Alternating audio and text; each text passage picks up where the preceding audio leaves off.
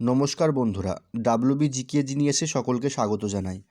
আজ আমরা এই ভিডিওর মাধ্যমে 1 মিনিটে 6ই ডিসেম্বর 2024-এর কারেন্ট অ্যাফেয়ার্স নিয়ে আলোচনা করব। এরকম ভিডিও প্রতিনিয়ত পাওয়ার জন্য অবশ্যই আমাদের চ্যানেলটিকে সাবস্ক্রাইব করো। চলো শুরু করা যাক আজকে আমাদের প্রথম প্রশ্ন বলছে, কোন দেশের ভারতের পরবর্তী হাই কমিশনার হিসাবে নিযুক্ত হলেন জি সুব্রমণিয়াম? আমাদের এখানে রাইট অ্যান্সার হয়ে যাবে কি? অপশান সি, মালদ্বীপ। 2 নম্বর প্রশ্ন, লিঙ্গভিত্তিক সহিংসতার বিরুদ্ধে নয়া চিন্তা 3.0 ক্যাম্পেনিং শুরু করেছে কে?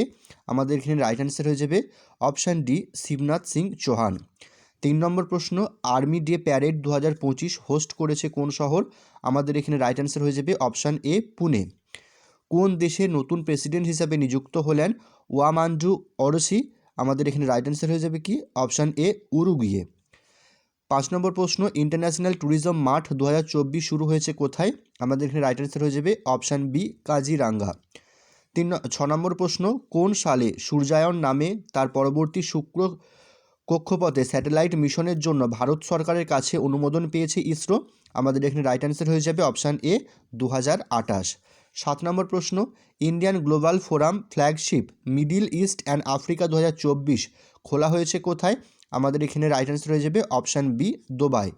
8 নম্বর প্রশ্ন, বাল্যবিবাহ মুক্ত দেশ গড়ে তোলার জন্য বাল বিকাশ মুক্ত ভারত ক্যাম্পেইন চালু করেছে কোন কেন্দ্রীয় মন্ত্রী? আমাদের এখানে রাইট অ্যান্সার হয়ে যাবে অপশান এ, অন্নপূর্ণা দেবী। 9 নম্বর প্রশ্ন, 13তম UNGGIM Asia Pacific preliminary meeting এর আয়োজন করেছে কে? আমাদের এখানে রাইট অ্যান্সার হয়ে যাবে অপশান বি, ভারত। 10 নম্বর প্রশ্ন, নিকন ইন্ডিয়ার সাথে নিজস্ব ক্যাম্পেইনে প্রথম সেন্টার অফ এক্সেলেন্স খুলেছে কে?